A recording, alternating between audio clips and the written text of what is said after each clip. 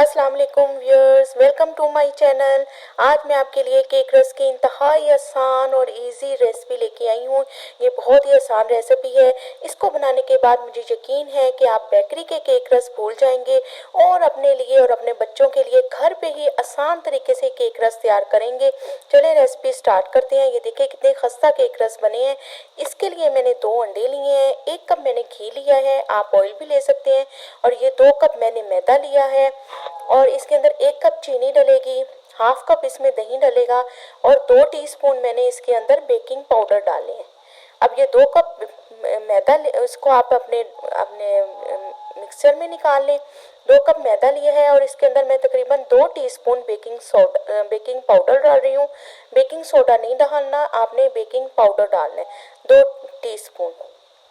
ये डाल के आप अच्छे से मिक्स कर लें, और जो लिक्विड मेरे इंग्रेडिएंट हैं उनको मैं ग्राइंड कर लूँगी। ये मैंने 2 अंडे डाले हैं, ये मैंने 1 कप घी डाल दिया है, 1 कप इसके अंदर मैं चीनी डाल रही हूँ, ये 1 कप चीनी चली गई है, और इसके अंदर ये हाफ कप मैंने दही डाला है। दही से केक का जो मिक्सचर है बहुत सॉफ्ट बनता है। और इसके अंदर मैंने वनीला एसेंस डालना था, वो वीडियो मेरी मिस हो गई है। अगर आप चाहें तो छोटी इलायची के दाने भी डाल सकते हैं। वो तमाम चीज़ों को आपने डाल के ग्राइंड कर लेना है।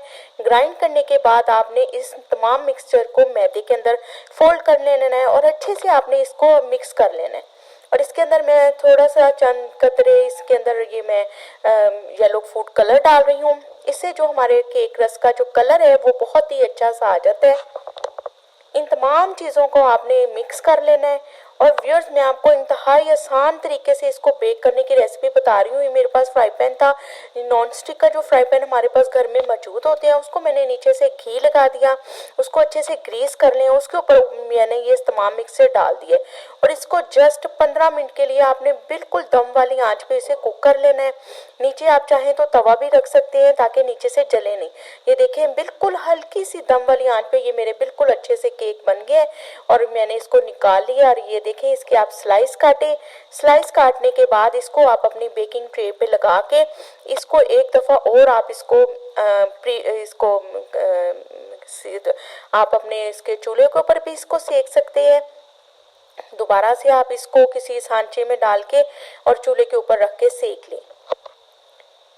असल मकसद केक का इनको ड्राई करना होता है, तो आप प्री हीट भी कर सकते हैं, ओवन में भी आप इसको कर सकते हैं। ये देखें, एक साइड से मेरे हो गए हैं, मैं इनको टर्न कर रही हूँ। दूसरी साइड से भी आप इनको ड्राई कर लें। ये बहुत ही आसान और झटपट केक रस की रेसिपी है। इसको आप चूल्हे के ऊपर भी नीचे आप एक कोई सांचा रख लें या कोई तवा रख लें, उसके ऊपर अपना ये पैन रख के उसके ऊपर रख के आप आसानी से इसको सेक सकते हैं। ये देखें कितने खस्ता और मज़े के केक रस तैयार हुए हैं। Welcome to my channel.